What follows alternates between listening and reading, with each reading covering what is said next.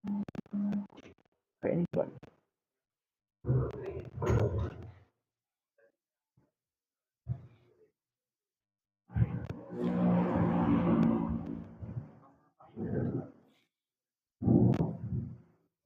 Bismillahirrahmanirrahim. Assalamualaikum warahmatullahi wabarakatuh.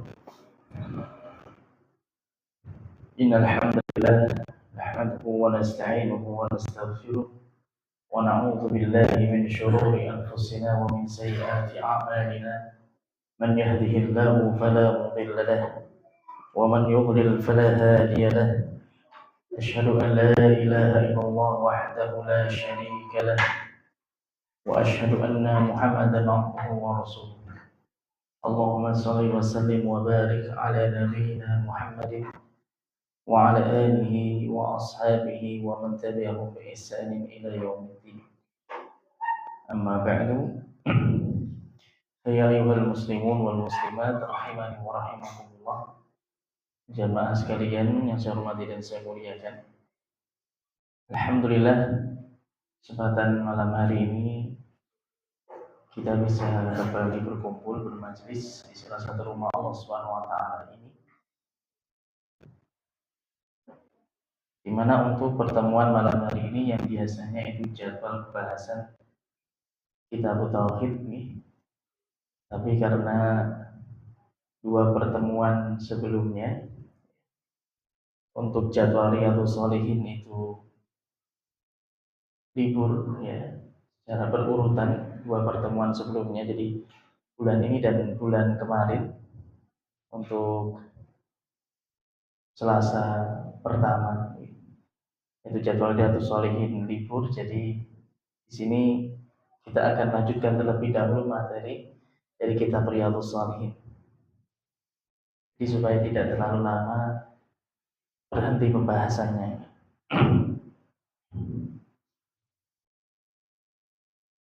Kita akan melanjutkan pembahasan dari bab al-amru bil muhafadzah 'ala sunnah wa adabiha. Bab perintah untuk menjaga sunnah dan adab-adabnya. Kita masih dalam muqaddimah ayat-ayat yang disebutkan di dalam muqaddimah bab ini yang berkaitan dengan pentingnya kita untuk berpegang teguh dengan as-sunnah, ya, dengan tuntunan Rasulullah SAW. Bagaimana Islam dibangun di atas dua sumber utama, yaitu Al-Quran dan As-Sunnah.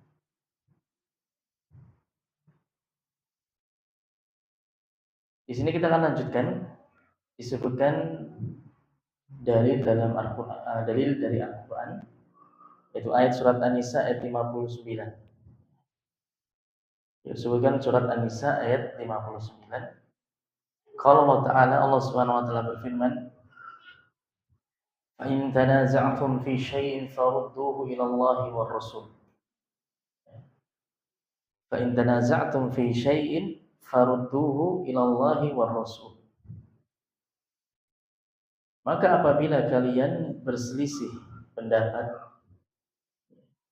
kalian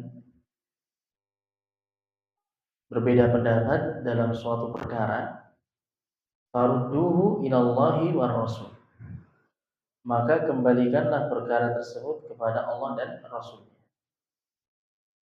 Artinya, carilah jawabannya atau carilah solusinya, carilah titik temunya dari penjelasan yang ada di dalam Al-Quran dan As-Sunnah.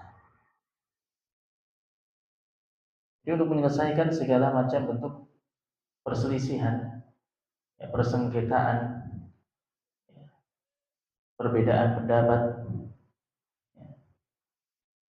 Maka di sini Allah Subhanahu wa Ta'ala memerintahkan kita untuk mengembalikan semua itu kepada petunjuk yang telah datang dari Allah dan Rasulnya. Qala al-ulama, para ulama mengatakan maknahu ilal kitabi was sunnah. Maknanya yaitu dikembalikan kepada Al-Kitab, yaitu Al-Quran dan As-Sunnah. Ya, Al-Quran dan As-Sunnah. Itu apa yang datang di dalam Al-Quran dan apa yang datang di dalam hadis-hadis Rasulullah Sallallahu Alaihi Wasallam. Maka dijelaskan oleh Syekh Salim Ibnu Aid Al-Hilali hafizahullah taala, "Hadhihi al-ayatu furqanun wadihun wa burhanun laihun fi ar-radd ila kitabillah wa sunnati Rasulillah sallallahu alaihi wasallam fi kulli tanazu'in hasala bainan nas." Ayat ini merupakan petunjuk yang jelas, petunjuk yang gamblang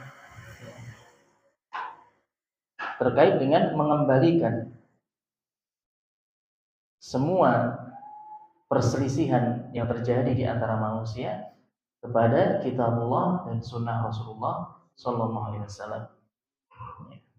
Makanya di antara dalil atau ayat utama di dalam Al-Quran, di antara ayat yang menjadi dalil utama di dalam Al-Quran tentang wajibnya kita mengembalikan segala perselisihan kepada petunjuk yang datang dari Allah dan Rasul. Karena segala permasalahan yang terjadi di tengah-tengah manusia itu pasti ada jawabannya dari Al-Quran dan As-Sunnah. Bisa jadi disebutkan secara langsung di dalam Al-Quran dan As-Sunnah. Ada dalilnya secara langsung, secara khusus tentang suatu permasalahan. Atau bisa jadi masuk ke dalam kaidah umum yang disebutkan di dalam Al-Quran dan As-Sunnah, di mana Al-Quran dan As-Sunnah itu menyebutkan sekian banyak kaidah-kaidah umum yang itu berlaku di dalam Islam, kemudian bisa digunakan untuk menghukumi perkara-perkara yang terjadi setelah sempurnanya Islam ini di masa Rasulullah SAW. Setelah Rasulullah wafat, yang kemudian tidak ada lagi wahyu turun, tapi bimbingan di dalam Al-Quran dan As-Sunnah itu sudah cukup untuk menyelesaikan segala permasalahan di tengah-tengah manusia. Atau bisa jadi dengan dianalogikan, ya, dikiaskan dari apa yang sudah disebutkan di dalam Al-Quran dan As-Sunnah, ya, dikiaskan atau dianalogikan, diterapkan kepada perkara-perkara yang lain yang terjadi seiring dengan perkembangan zaman.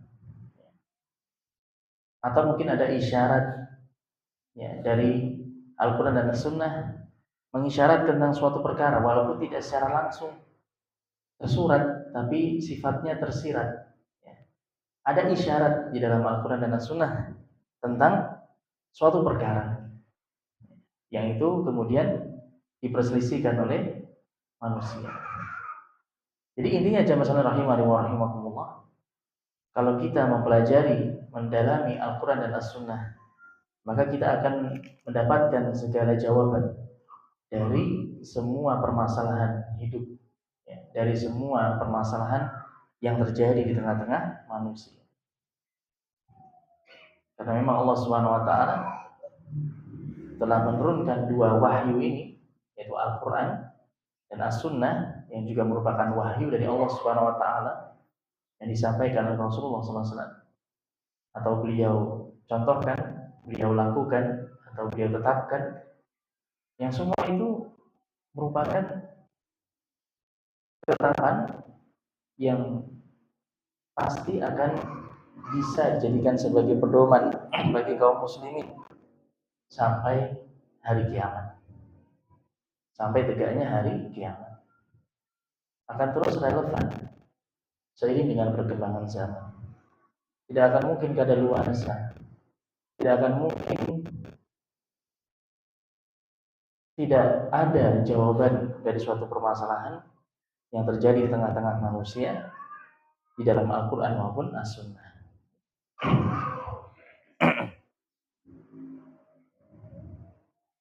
Fahiyya kaqaulihi ta'ala, maka ayat ini semisal dengan firman Allah Subhanahu wa taala dalam surat Asy-Syura ayat yang ke-10, wa ma ikhtalaftum fihi min syai'in fahukmuhu ila Allah. Dan apapun yang kalian perselisihkan dalam perkara agama, maka hukumnya, ketetapannya dikembalikan kepada Allah. Di sini tentunya Allah dan Rasulnya. Karena Allah Subhanahu wa taala mengutus rasulnya sebagai perantara antara dirinya Allah Subhanahu wa taala dengan para hamba. Maka ayat ini juga menunjukkan akan wajibnya kita mengembalikan segala keputusan kepada apa yang telah datang dari Allah dan Rasulnya. Fama hakama bil kitab was sunnah wa syahida lahu bis-sihah fa huwal haqq. Maka semua yang telah ditetapkan dalam Al-Quran dan As-Sunnah dan dipersaksikan akan kebenarannya, akan keabsahannya oleh Al-Quran dan As-Sunnah, maka itu adalah kebenaran. Wa madza ba'dal haqqi illa dhalal. Dan tidak ada hal lain setelah kebenaran melainkan kesesatan. Tidak ada setelah kebenaran melainkan kesesatan. Tidak ada kemungkinan yang lain. Maka sekali lagi jamaah sekalian rahimani wa rahimakumullah, ayat ini tadi menegaskan kepada kita semua agar kita mengembalikan semua perselisihan yang terjadi di tengah-tengah kita kepada Al-Quran dan As-Sunnah. Pasti akan ada jawabannya. Pasti akan ada jawabannya. Jangan kemudian kita katakan tidak ada jawabannya, tidak ada solusinya, tidak ada dalilnya. Kalau kita mengatakan seperti itu karena kurangnya ilmu kita. Kurangnya kita dalam mendalami dan mempelajari Al-Quran dan As-Sunnah. Tanyakan kepada orang-orang yang berilmu. Tanyakan kepada orang-orang yang mereka lebih jauh pandangannya dalam perkara agama. Kemudian waqala ta'ala, dan juga dilanjutkan ayat berikutnya yang disebutkan di sini dalam surat An-Nisa ayat 80, may yuti'ir rasul faqad ata'a Allah. Barang siapa yang mentaati Rasul maka sungguh dia telah taat kepada Allah. Ya, jadi ini merupakan dua perkara yang tidak akan bisa dipisahkan. Ketaatan kepada Allah dan ketaatan kepada Rasul. Siapapun yang taat kepada Rasul maka sama saja dia taat kepada Allah. Dan siapapun yang taat kepada Allah maka dia harus taat kepada Rasul. Ini dua perkara yang tidak bisa dipisahkan. Yukhbiru ta'ala an 'abdihi wa rasulihi Muhammadin sallallahu alaihi wasallam bi annahu man ata'ahu faqad ata'a Allah. Maka dalam ayat ini Allah Subhanahu wa taala memberitahukan tentang hambanya, tentang utusannya Nabi Muhammad sallallahu alaihi wasallam bahwasannya siapapun yang taat kepada beliau maka sungguh dia telah taat kepada Allah.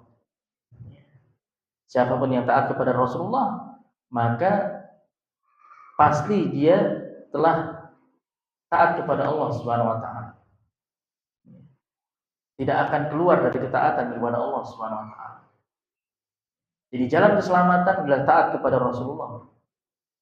Maka dengannya kita pasti akan taat kepada Allah Subhanahu wa taala. Wa man asahu faqad asallah. Dan barang siapa yang durhaka membangkang dari Rasulullah SAW, maka sungguh dia telah durhaka kepada Allah Subhanahu wa taala. Dia telah membangkang dari Allah Subhanahu wa taala. Dia telah bermaksiat kepada Allah. Maka itu merupakan konsekuensinya. Itu merupakan konsekuensi. Siapapun yang taat kepada Allah, siapapun yang taat kepada Rasulullah, maka dia telah taat kepada Allah. Maka siapapun yang bermaksiat kepada Rasulullah, membangkang, tidak taat kepada Rasulullah, maka dia telah bermaksiat kepada Allah Subhanahu wa taala. Wa ma dzaka illa li'annahu ma yantiqu 'anil hawa in huwa illa wahyu yuha. Ya kenapa ketaatan kepada Rasulullah yang merupakan manusia biasa seperti kita? Ketaatan kepada beliau itu bersifat mutlak. Tidak boleh ditawar. Dan ketaatan ketika seorang hamba taat kepada Rasul sallallahu alaihi wasallam itu pasti dia telah taat kepada Allah Subhanahu wa taala. Kenapa bisa seperti ini? Kenapa hukum seperti ini berlaku bagi beliau? Berlaku bagi Nabi kita Muhammad sallallahu alaihi wasallam dan tidak berlaku bagi selain beliau. Kenapa? Karena beliau tidaklah berbicara kecuali dengan dasar wahyu, bukan dengan pendapat pribadi, bukan karena keinginan beliau sendiri, bukan karena hawa nafsu, bukan karena perkara-perkara yang itu keluar dari diri beliau sendiri. Tapi itu semua berdasarkan wahyu, bukan karena hawa nafsu, bukan karena keinginan pribadi, bukan karena pendapat atau akal beliau sendiri. Tapi apa yang beliau sampaikan terkait dengan perkara agama itu merupakan wahyu dari Allah Subhanahu wa taala. Maka inilah yang membedakan beliau dengan manusia selain beliau. Ini yang membedakan beliau dengan manusia selain beliau dari kalangan umat ini. Walidzalika warada fi sahihain min hadits Abi Hurairah radhiyallahu anhu, oleh karenanya telah datang dalam sahihain, ya dalam sahih Bukhari Muslim, dari hadisnya Abu Hurairah radhiyallahu anhu. Qala Rasulullah sallallahu alaihi wasallam, di mana Rasulullah sallallahu alaihi wasallam pernah bersabda, "Man ata'ani faqad ata Allah, wa man asani faqad asallah." Ya. Jadi dalam Bukhari Muslim, Rasulullah pernah menyampaikan, barang siapa yang taat kepadaku, maka sungguh dia telah taat kepada Allah, dan barang siapa yang durhaka kepadaku, maka sungguh dia telah durhaka kepada Allah Subhanahu wa taala. Maka ini sudah sangat jelas bagi kita semua.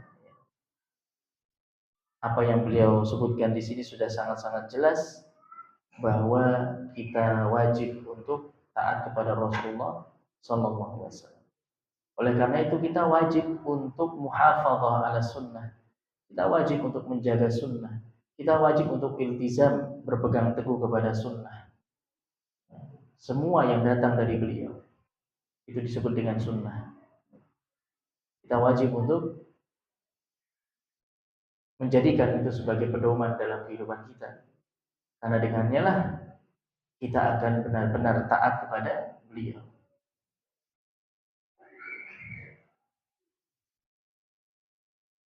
Kemudian dalil yang berikutnya dalam surat Asy-Syura ayat 52 dan 53. Allah Subhanahu wa taala berfirman, "Wa innaka latahdi ila shiratim mustaqim.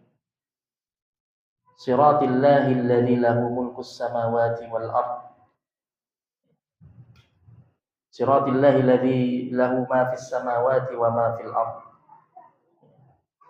Sesungguhnya engkau wahai Muhammad latahdi ila shiratim mustaqim, sungguh engkau memberikan petunjuk. Ya, sesungguhnya engkau wahai Muhammad, ya ini Allah Subhanahu wa taala dalam ayat ini memberikan pujian, tazkiyah, ya, kepada Rasulullah sallallahu alaihi wasallam, di mana Allah telah menjamin bahwa beliau itu benar-benar menunjukkan kepada jalan yang lurus. Apapun yang beliau sampaikan dalam perkara agama itu merupakan petunjuk kepada jalan yang lurus. Ini Allah sendiri yang menyatakan.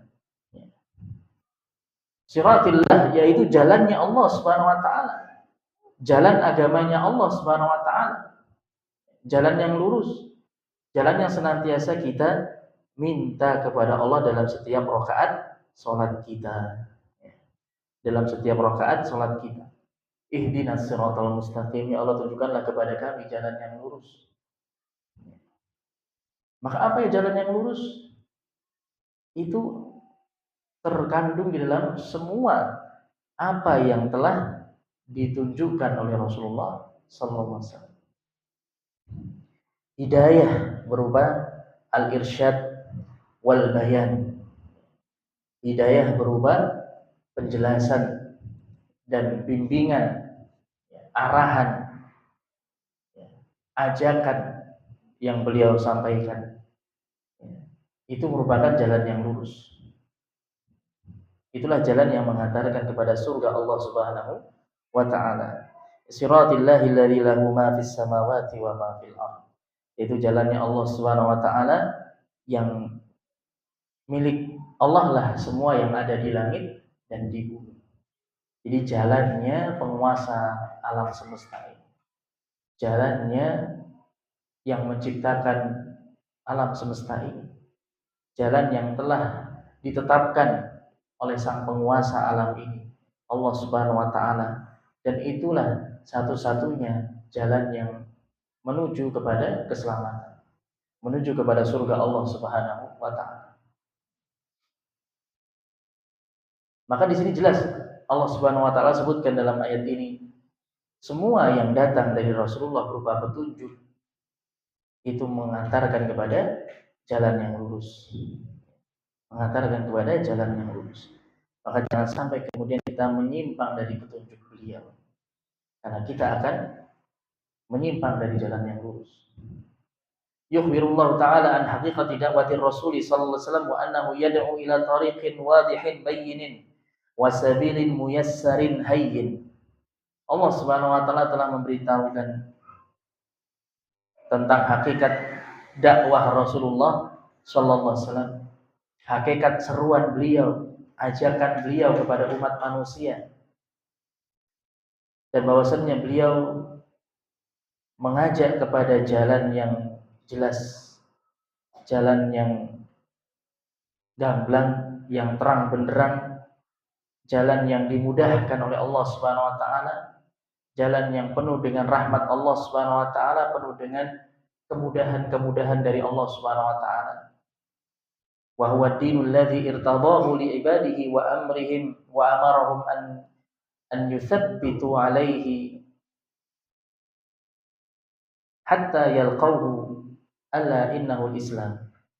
Yaitu agama, ya, jalan yang lurus tersebut adalah agama yang telah Allah ridhoi bagi para hambanya, dan Allah memerintahkan para hambanya untuk kokoh di atas agama tersebut hingga nanti para hambanya berjumpa dengan Allah Subhanahu wa taala di akhirat kelak. Ala innahul Islam, ketahuilah bahwasannya itulah Islam. Itulah jalan yang lurus. Itulah jalan yang telah ditunjukkan oleh Rasulullah sallallahu alaihi wasallam. Maka jamaah sekalian rahimani wa rahimakumullah, di dalam ayat ini Allah Subhanahu wa taala menegaskan bahwa Rasulullah itu hanya bisa memberikan petunjuk, arahan, bimbingan. Tapi beliau tidak punya wewenang, tidak punya hak untuk memastikan seseorang itu bisa mengikuti petunjuk. Jadi seperti kita ketika memberikan nasihat kepada seseorang, memberikan arahan, memberikan bimbingan, bahkan kepada anak kita sendiri, yang terkadang kita tidak bisa memaksa mereka. Kita hanya bisa menasihati, membimbing, mengarahkan. Sedangkan hidayah taufik hanya di tangan Allah Subhanahu wa taala. Maka oleh karena itu, di dalam ayat yang lainnya Allah Subhanahu wa taala menyatakan, jadi supaya kita tidak bingung, ya, untuk memahami dua ayat yang seakan-akan kontradiksi.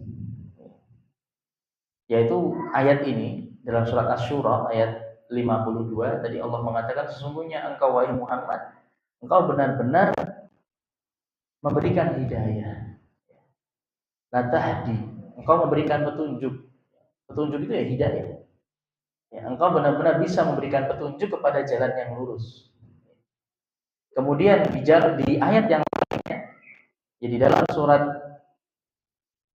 Al-Qasas ayat ke-50, ayat yang ke-50, Al-Qasas ayat yang 56, ya, ayat yang ke-56, Allah Subhanahu wa taala berfirman, innaka la tahdi man ahbabta walakinnallaha yahdi man yasha wa huwa a'lamu bil muhtadin. Sesungguhnya wahai Muhammad, engkau tidaklah bisa memberikan hidayah kepada orang-orang yang engkau cintai, kepada orang-orang yang engkau sayangi. Hanya saja Allah lah yang memberi hidayah kepada siapapun yang Allah kehendaki, dan Allah lebih tahu pada siapa Allah memberikan hidayah. Jadi seakan-akan kan ini kontradiksi, ya. Ayat yang kita baca tadi dalam surat Asy-Syura, Allah katakan Rasulullah bisa memberikan hidayah. Sedangkan dalam ayat ini dalam surat Al-Qasas, Rasulullah tidak bisa memberikan hidayah bahkan kepada orang-orang yang beliau cintai sekalipun. Ayat ini berkaitan dengan siapa? Abu Thalib, ya, paman Rasulullah SAW. Ya, seorang paman yang beliau cintai, beliau sayangi. Bahkan jasa-jasanya kepada beliau itu sangat besar di awal-awal dakwah beliau. Tapi Abu Thalib mati di atas kekufuran, mati di atas kesyirikan. Rasul tidak bisa memberikan hidayah kepada pamannya Abu Thalib. Lalu bagaimana kita mengkompromikan dua ayat ini? Maka yang harus kita ketahui bahwa hidayah itu ada dua. Yang terkait dengan surat Asy-Syura yang kita baca tadi, sesungguhnya Rasulullah itu bisa memberikan hidayah pada jalan yang lurus. Itu kaitannya dengan apa yang saya sebutkan tadi, hidayatul irsyad wal bayan. Hidayah berupa irsyad, bimbingan, wal bayan, penjelasan. Jadi hidayah itu hidayah petunjuk. Nah, hidayah itu kan artinya petunjuk. Petunjuk berupa bimbingan dan arahan, penjelasan. Nah, ini bisa dilakukan oleh setiap orang. Bisa dilakukan oleh setiap orang yang memiliki kemampuan untuk menyampaikan hidayah, menyampaikan petunjuk, menyampaikan penjelasan dalam perkara agama, bimbingan arahan dalam perkara agama. Tidak hanya Rasulullah, tapi umat beliau pun bisa. Siapapun yang mengajak kepada jalan Allah, mengajak kepada agama Allah, berarti dia telah mengupayakan hidayatul irsyad wal bayan. Sedangkan dalam surat Al-Qasas, innaka la tahdi man ahbabta. Sesungguhnya engkau tidak bisa memberikan hidayah kepada orang-orang yang engkau cintai, wahai Muhammad. Itu adalah jenis hidayah yang kedua, yaitu hidayatut taufiq wal ilham. Hidayatut taufiq wal ilham. Hidayah berupa taufik dan ilham, yang itu hanya bisa dilakukan oleh Allah Subhanahu wa taala. Apa itu taufik wal ilham? Yaitu menumbuhkan keimanan di dalam hati seorang hamba sehingga dia pun bisa mengikuti petunjuk. Dia pun akhirnya bisa mengikuti hidayah al-irsyad wal bayan. Maka ini hanya khusus hak Allah Subhanahu wa taala. Hanya Allah yang bisa melakukannya. Tidak ada satupun makhluk yang punya hak untuk menetapkan hidayah taufik dan ilham. Jadi kita hanya bisa menyampaikan dan hanya di tangan Allah lah hidayah taufik dan ilham. Wabillahi taufik. Dan hanya dengan pertolongan Allah lah taufik itu bisa terwujud. Jadi ini jamaah sekalian rahimani wa rahimakumullah. Ini supaya kita bisa memahami dua jenis hidayah. Jadi sekelas Rasulullah saja, yang manusia seutama beliau saja, setinggi beliau saja kedudukannya, itu beliau tidak bisa, tidak punya hak ya, untuk menetapkan hidayah taufik. Ya. Jadi kita hanya bisa berupaya, hanya bisa berusaha untuk berdakwah, amar ma'ruf nahi munkar. Adapun manusia menerima ataukah tidak dengan apa yang kita sampaikan, itu semata-mata di tangan Allah Subhanahu wa taala. Kita tidak bisa tidak bisa melakukan intervensi sedikit pun dalam hal tersebut. Tidak ada upaya, tidak ada kekuatan dan kekuasaan sama sekali bagi kita. Kita hanya bisa berusaha dan tentunya kita doa memohon kepada Allah. Itu juga di antara upaya kita berdoa memohon kepada Allah agar Allah memberikan taufik kepada siapapun orang-orang yang kita dakwahi. Kemudian jamaah sekalian rahimani wa rahimakumullah, ya kembali lagi kepada pembahasan kita nih. Jadi intinya ayat ini menegaskan bahwa semua yang datang dari Rasulullah itu merupakan petunjuk kepada jalan yang lurus. Tidak boleh kita ragu sama sekali. Ya. Tidak boleh kita ragu sedikit pun karena Allah sendiri yang telah menyampaikan, Allah yang telah menegaskan. Kemudian ayat yang terakhir masih dua nih. Ayat berikutnya dalam surat An-Nur ayat 63. Allah Subhanahu wa taala berfirman, "Falyahdharil ladzina yukhalifuna an amrih an tusibahum fitnah aw yusibahum adzabun alim." Maka orang-orang yang menyelisihi perintahnya. Perintahnya di sini artinya perintah Rasulullah sallallahu alaihi wasallam. Maka orang-orang yang menyelisihi perintah Rasul, hendaknya dia berhati-hati, hendaknya dia mewaspadai dirinya. Hendaknya dia berhati-hati. Di mana bisa jadi dia tusibahum fitnah. Bisa jadi dia akan tertimpa fitnah. Au yusibahum adzabun alim, atau dia akan mendapatkan azab yang pedih. Ini ancaman dari Allah Subhanahu wa taala bagi siapapun yang menyelisihi perintah Rasulullah sallallahu alaihi wasallam. Maka dia bisa tertimpa fitnah dan dia bisa tertimpa azab yang pedih. Dijelaskan oleh Imam Rafi'i taala, yang dimaksud dengan fitnah di sini adalah asyirk, kesyirikan. Tapi itu merupakan bentuk fitnah yang paling berat, yang paling besar yang menimpa kepada seorang hamba, yaitu kesyirikan. Ya. Jadi artinya ketika seseorang menyelisih perintah Rasul, itu bisa menyebabkan dirinya terjatuh ke dalam kesyirikan. Di bawahnya kesyirikan adalah bid'ah. Di bawah bid'ah adalah maksiat. Dengan segala macam bentuk jenisnya. Maka ini jamaah sekalian rahimani wa rahimakumullah. Ini peringatan dari Allah Subhanahu wa taala. Ketika seseorang sudah mulai menyelisih perintah Rasul, maka ketika itu dia akan menyimpang dari jalan yang lurus, akhirnya dia akan condong kepada kesesatan, condong kepada keburukan. Awalnya mungkin dari maksiat, kemudian mengarah kepada bid'ah dalam agama, kemudian mengarah kepada kesyirikan, kekufuran. Na'udzubillah min dzalik. Kemudian au yusibahum adzabun alim, atau dia akan tertimpa azab yang pedih di dunia maupun di akhirat. Ya, di dunia dia bisa tertimpa hukuman yang berat. Ya.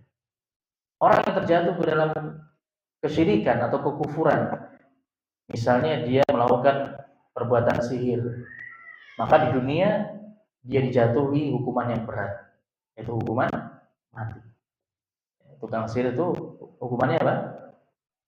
Hukuman mati kan? Dan sudah kita bahas pembahasannya dalam kitab Tauhid. Ini hukuman di dunia, mendapatkan hukuman yang berat.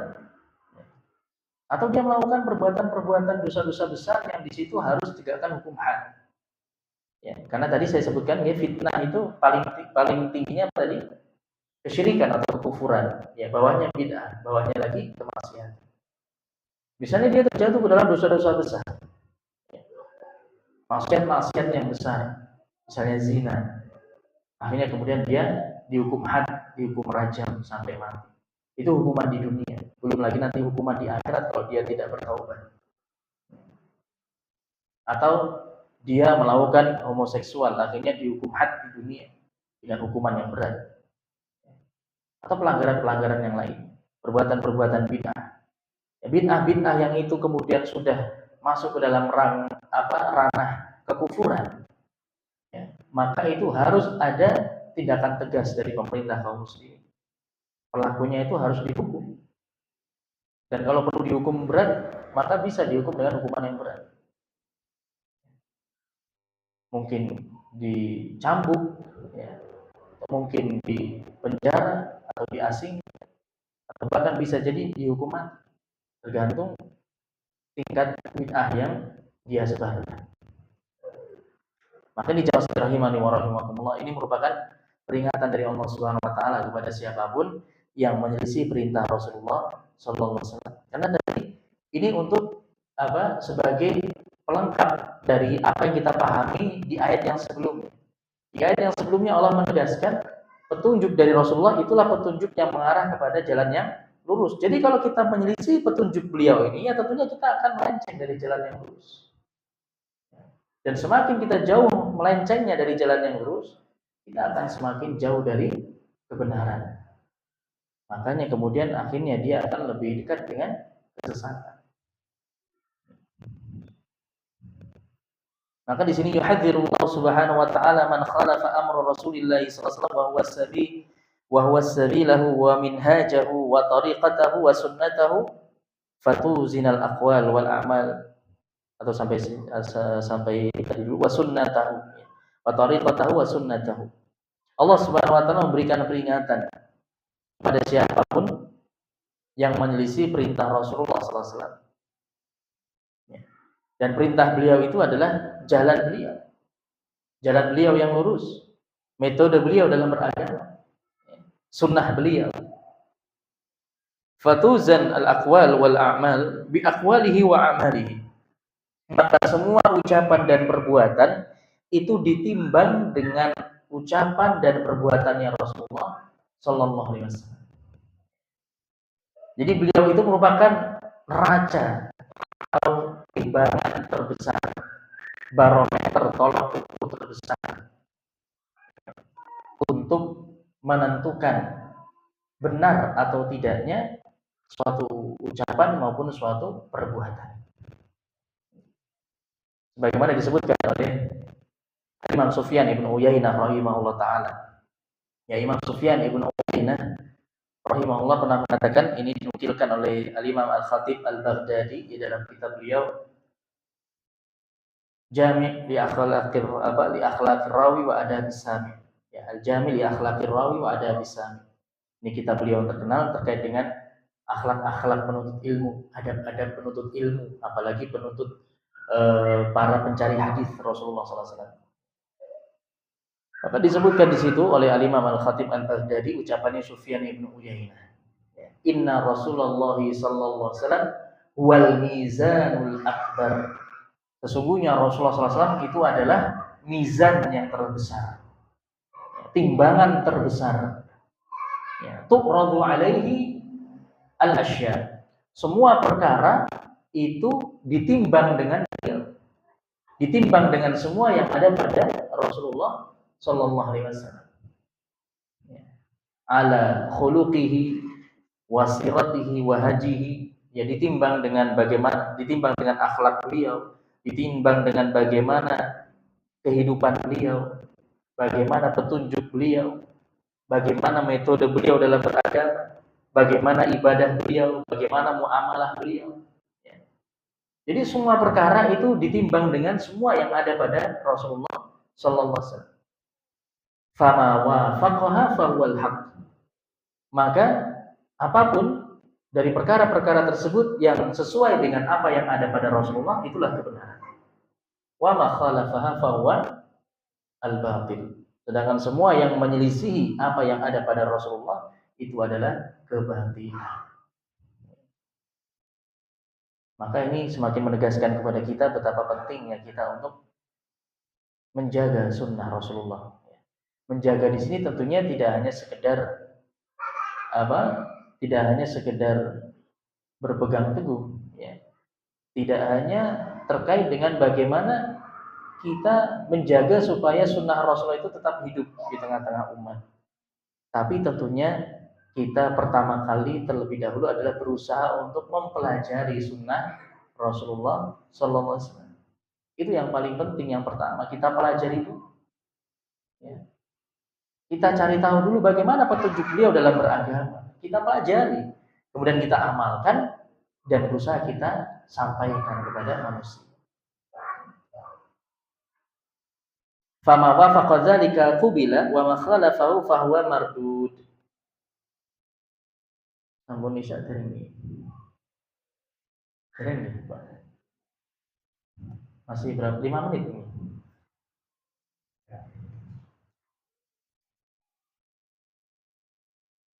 Maka semua yang mencocoki apa yang ada pada beliau maka diterima.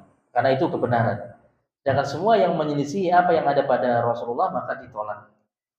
Ya. Mardudun ala qailihi wa fa'ilihi kainan makan, maka ditolak. Ya, baik itu berupa ucapan maupun berupa perbuatan. Siapapun yang melakukannya, siapapun yang mengucapkannya.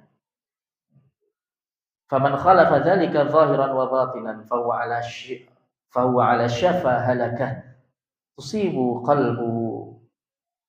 qalbahu bi kufrin aw nifaqin aw bid'ah aw yanaluhum adzabun alim fid dunya. Maka siapapun yang menyelisihi perintah beliau baik secara zahir maupun batin, baik secara zahir maupun batin.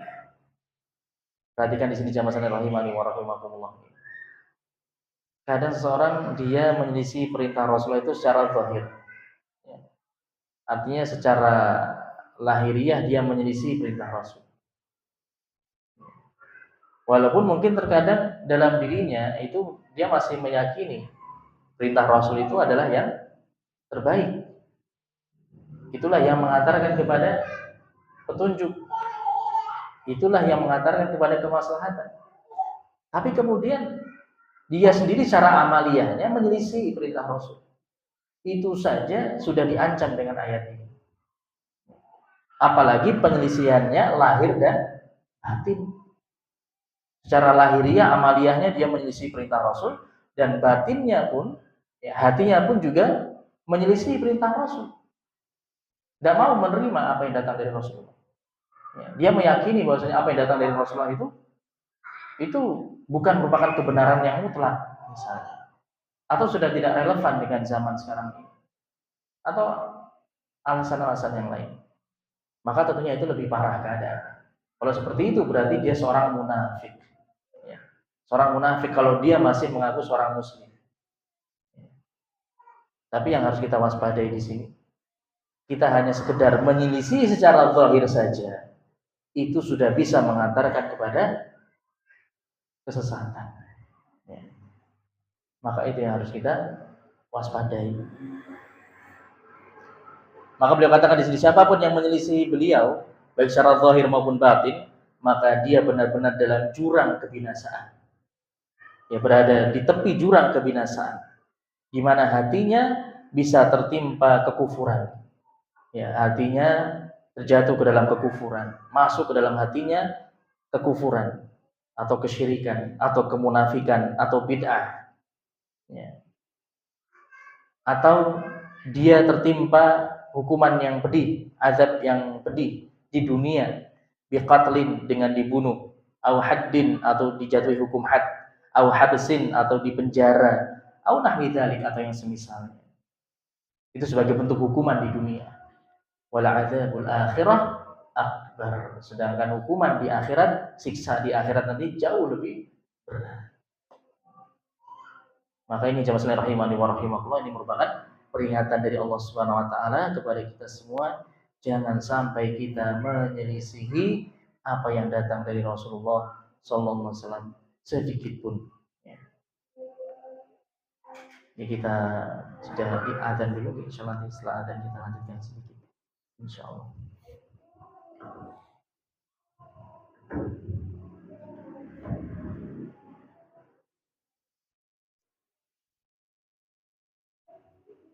Namun dan sudah semua.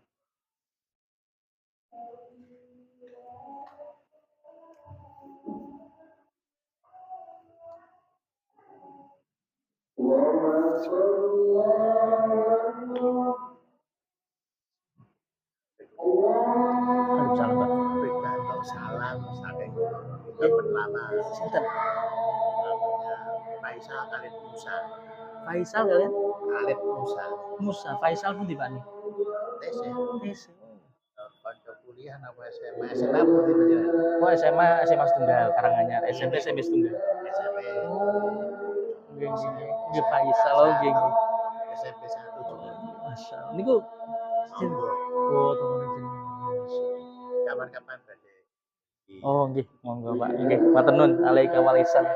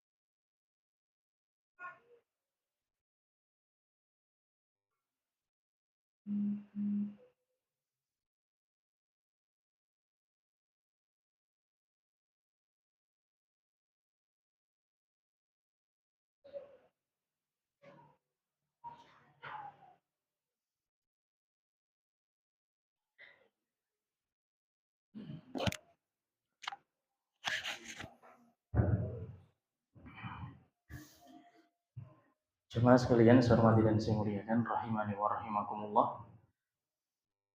Kita lanjutkan sedikit di satu ayat terakhir yang disebutkan dalam muqaddimah.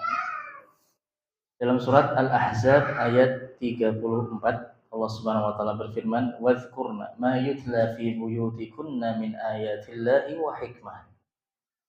Ayat ini ditujukan kepada istri-istri Rasulullah sallallahu alaihi wasallam, ummahatul mukminin.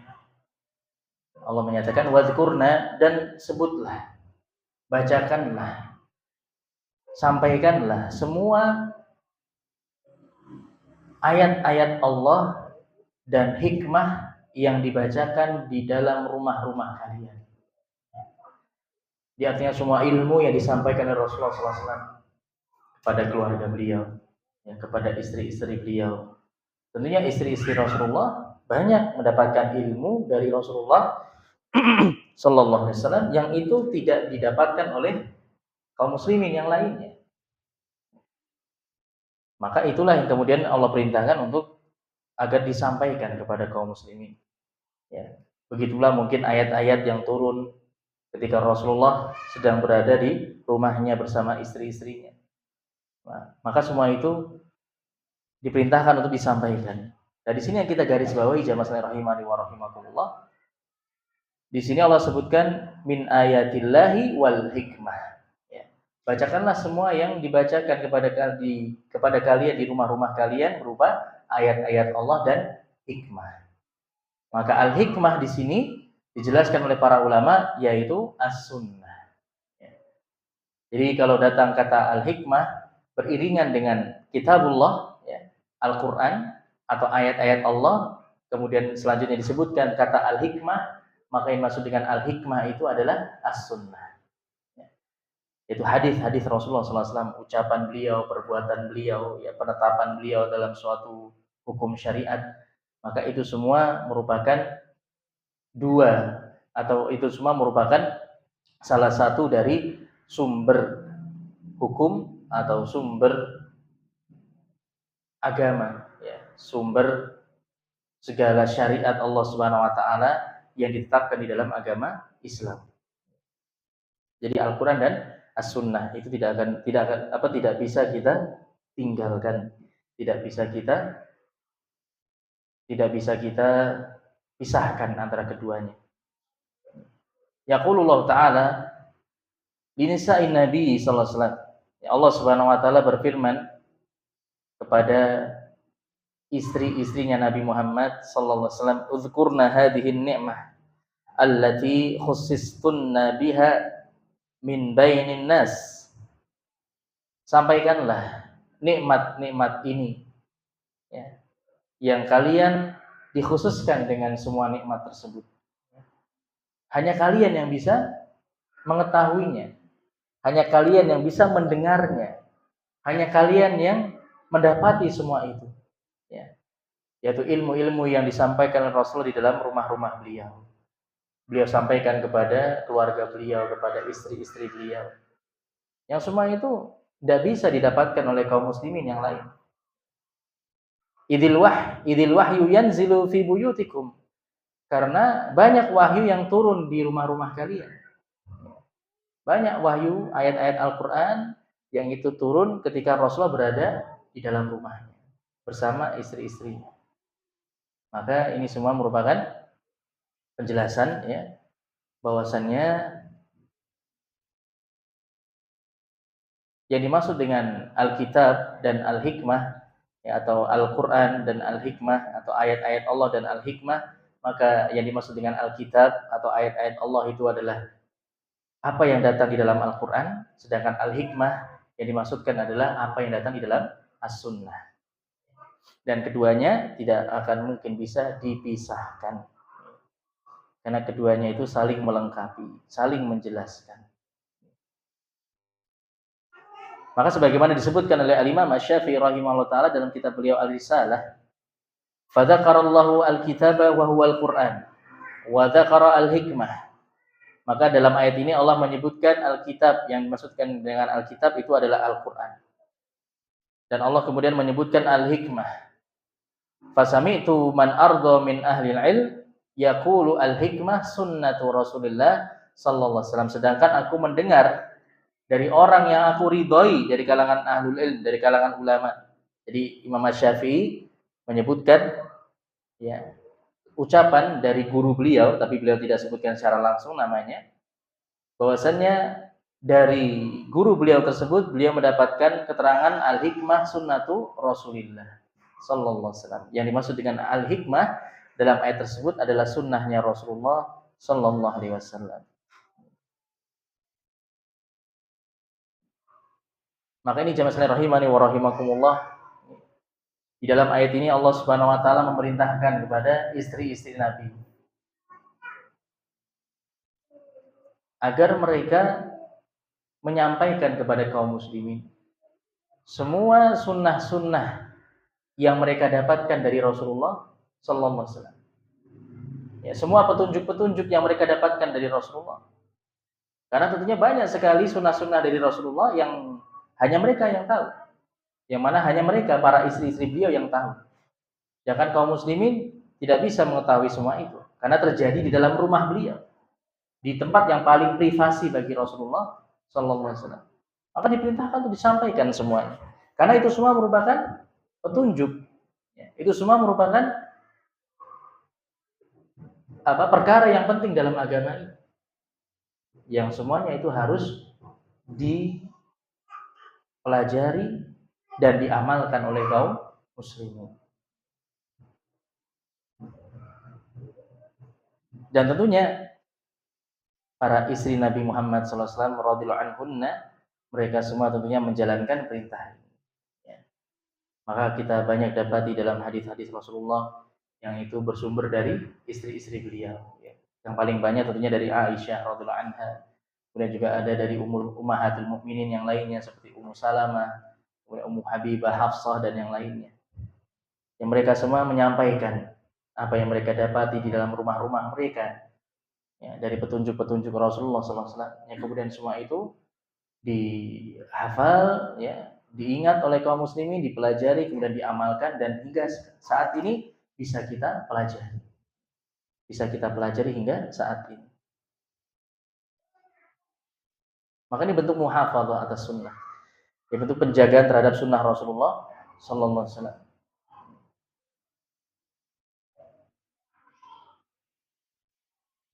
Kita bisa bayangkan jemaah sekalian rahimani wa rahimakumullah, kita dengan Rasulullah itu terpaut 14 abad. Terpaut 14 abad. Tapi tidak ada satupun sunnah Rasulullah yang terlewatkan, yang tidak bisa kita ketahui. Semuanya bisa kita ketahui, semuanya bisa kita pelajari, tercantum di dalam kitab-kitab para ulama, kitab-kitab hadis. Maka ini semua tidak mungkin kecuali merupakan penjagaan dari Allah Subhanahu wa taala. Allah lah yang menjaga agama ini. Ya Allah tidak hanya menjaga Al-Qur'an, tapi Allah juga menjaga As-Sunnah. Dan As-Sunnah itu merupakan pelengkap dari Al-Qur'an, saling melengkapi, saling menjelaskan. Tidak akan bisa dipisahkan. Maka di antara keistimewaan dan ciri khas umat Nabi Muhammad sallallahu alaihi wasallam adalah adanya sanad. Adanya sanad, adanya jalur riwayatan yang semua itu sampai kepada Rasulullah sallallahu alaihi wasallam. Dan itu tidak dimiliki oleh umat-umat yang lain. Al-Qur'an sampai sekarang masih terjaga. Hadis-hadis Rasulullah sampai sekarang masih terjaga. Bahkan semenjak dahulu sudah tak terhitung jumlah ulama yang berusaha untuk meneliti, memisah-misah, memilah-milah hadis-hadis Rasulullah, mana yang sahih, mana yang dhaif, ya, mana yang bisa dipakai, mana yang tidak. Ini semua merupakan kemudahan dari Allah Subhanahu wa taala, bentuk penjagaan dari Allah Subhanahu wa taala. Sedangkan umat-umat terdahulu, ya, yang paling dekat kurunnya dengan Nabi Muhammad saja, Injil saja sudah bagaimana sekarang? Ya, sudah benar-benar tidak bisa mewakili apa yang dahulu Allah turunkan kepada Nabi Isa alaihissalam. Sudah banyak perubahan. Ya. Sudah banyak perubahan, sudah banyak versi, sudah banyak penyimpangan di dalamnya. Sedangkan Al-Quran tetap terjaga, As-Sunnah tetap terjaga. Sebagaimana disampaikan oleh salah seorang ulama ahli hadis, ya, kalau tidak salah Abdullah bin Mubarak rahimahullah taala, beliau mengatakan laulal isnad laqala man syaa masyaa. Kalau bukan karena sanad, maka tentunya siapapun bisa berucap sesuai dengan kehendaknya sendiri. Rasulullah mengatakan begini, Rasulullah berbuat begini. Ya. Dia bisa sembarangan ngomong. Tapi dilihat sanadnya, mana sanad? Datangkan sanad. Ya, maka dahulu para ulama seperti itu. Semenjak munculnya fitnah, semenjak munculnya bid'ah-bid'ah di tengah umat, maka setiap orang yang menyandarkan ucapannya kepada Rasulullah, maka dia wajib mendatangkan sanadnya. Mana sanadnya? Mana sanadnya? Dilihat sanadnya. Dan itu masih terjaga sampai sekarang. Sanad-sanad hadis itu masih terjaga sampai sekarang. Apalagi sanad-sanad Al-Qur'an. Ya. Qiraah, bacaan-bacaan Al-Qur'an itu tentunya juga terjaga sampai sekarang ini. Maka jamaah sekalian rahimani wa rahimakumullah, tentunya kita harus berupaya untuk ikut andil dalam menjaga dan menghidupkan sunnah Rasulullah sallallahu alaihi wasallam. Ya, dengan kita menghafalnya, kita mengamalkannya, kita mempelajarinya, dan kita menyampaikannya kepada kaum muslimin. Ya. Mungkin demikian apa yang bisa kita bahas pada kesempatan malam hari ini. Jadi untuk hadis-hadisnya nanti insya Allah kita lanjutkan pertemuan berikutnya. Jadi ini tadi kita baru menyelesaikan dalil-dalil dari Al-Quran. Adapun nanti dalil-dalil dari As-Sunnah, dari hadis-hadis Rasulullah SAW, insya Allah akan kita mulai bahas pada pertemuan berikutnya. Wallahu a'lam bishawab. Sebelum saya tutup, ada pertanyaan terkait pembahasan tadi. Iya Pak.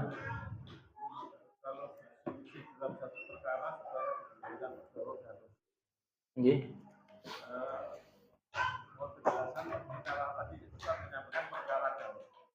Semua aspek kehidupan kita ini sebenarnya kan termasuk perkara. Itu maksudnya. Kemudian yang kedua, hadis satu yang disampaikan istri-istri lagi. Apa tidak ada hal-hal yang bersifat pribadi? Ini apakah dasarnya juga wahyu? Ini apakah juga disampaikan pada umat? Iya.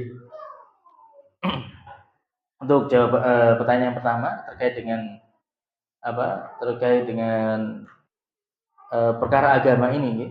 Jadi ketika ada perselisihan dalam semua perkara, maka kita kembalikan kepada Allah dan Rasul-Nya. Jadi ini tentunya yang paling utama ketika terjadi dalam perkara agama. Dalam perkara agama itu jelas kita harus menjadikan petunjuk dari Allah dan Rasul-Nya sebagai hakim, sebagai pemutus perkara.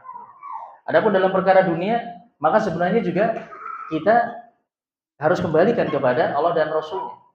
Ya. Walaupun dalam perkara-perkara dunia itu banyak hal-hal yang tidak ada dalilnya secara langsung.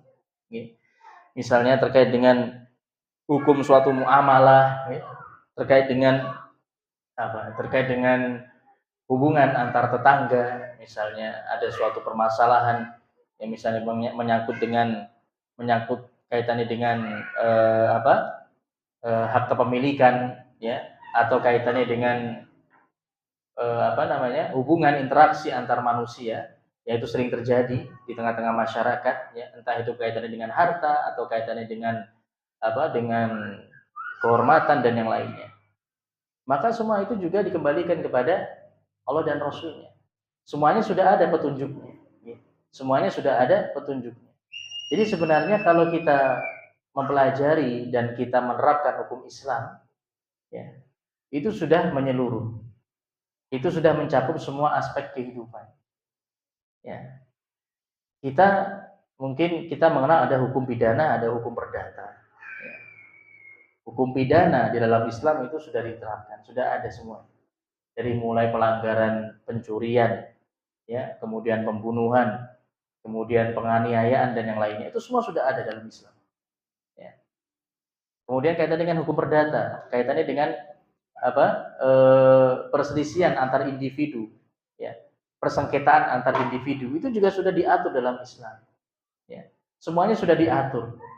Tinggal kita bagaimana mempelajari dan menerapkan. Ya. Jadi itu yang harus kita yakini. Jadi sebenarnya kalau kita benar-benar berpegang kepada Al-Quran dan As-Sunnah, itu sebenarnya kita sudah tidak butuh lagi kepada hukum-hukum yang lain. Ya. Tidak butuh kepada hukum-hukum yang lain. Ini kalau kemudian memang suatu negara atau suatu negeri itu benar-benar menerapkan hukum Islam. Jadi dalam perkara dunia pun juga itu pasti ada jawabannya, pasti ada jawabannya. Tinggal kita berusaha untuk mencari tahu atau kita bertanya kepada orang yang berilmu. Kemudian pertanyaan yang kedua kaitan dengan petunjuk-petunjuk Rasulullah yang beliau sampaikan atau yang terjadi antara beliau dengan istri-istri beliau, yaitu kaitan dengan perkara-perkara pribadi, itu semua disampaikan kepada umat. Kalau itu ada kaitannya dengan perkara agama dan itu merupakan petunjuk bagi kaum muslimin, pasti disampaikan. Bahkan dari dalam perkara hubungan suami istri saja disampaikan oleh istri-istri beliau. Dan itu memang itu perkara yang privasi, tapi itu merupakan ilmu yang harus diketahui oleh umat. Dan itu banyak kita dapati dalam kitab-kitab fikih, kitab-kitab hadis yang membahas seputar pembahasan rumah tangga. Itu semuanya ada dan disampaikan oleh istri-istri Rasulullah, dan itu bukanlah perkara yang pantas kemudian disembunyikan karena rasa malu. Ya. Itu rasa malu yang bukan pada tempatnya kalau seperti itu. Ya. Maka pernah suatu ketika ada seorang wanita yang datang kepada Rasulullah. Ketika itu wanita tersebut datang untuk bertanya tentang sesuatu yang sensitif terkait dengan wanita. Maka sebelum wanita tersebut bertanya kepada Rasulullah, dia menyampaikan dulu kepada beliau, wahai Rasulullah, ya Rasulullah, innallaha la yastahi minal haqq. Wahai Rasulullah, sesungguhnya Allah tidak malu dari kebenaran. Ya. Artinya Allah tidak malu untuk menyampaikan kebenaran. Ya. Sebagaimana Allah sebutkan juga di dalam Al-Quran, innallaha la yastahi, gimana ayatnya itu?